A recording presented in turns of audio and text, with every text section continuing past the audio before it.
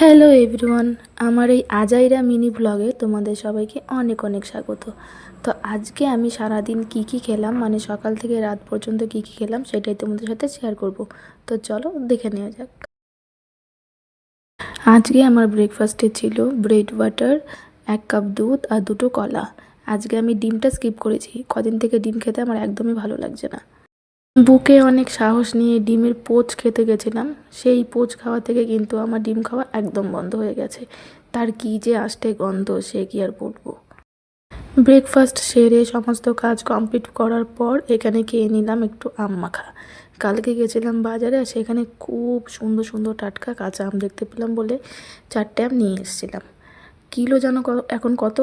500 টাকা কিলো কাঁচা আম, ভাবা যায়। এরপর স্নান দান কমপ্লিট করে বসে গেলাম লাঞ্চ করতে।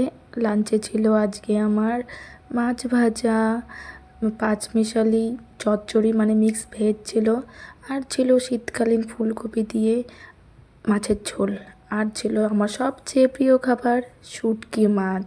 উফ, এখন আমার জিভে মানে জল চলে এসছে। লাঞ্চ করার পর একটা খেয়ে নিলাম আপেল। এটা হচ্ছে আমার প্রতিদিনের রুটিন, মানে আমি একটা আপেল খাই প্রতিদিন লাঞ্চ করার পর। তারপরে সন্ধ্যাবেলা পর অফিস থেকে ফেরার সময় নিয়ে এসেছিলো সিঙ্গারা মুড়ি দিয়ে চা খেলাম। আর ডিনারে ছিল এই স্যালাড আর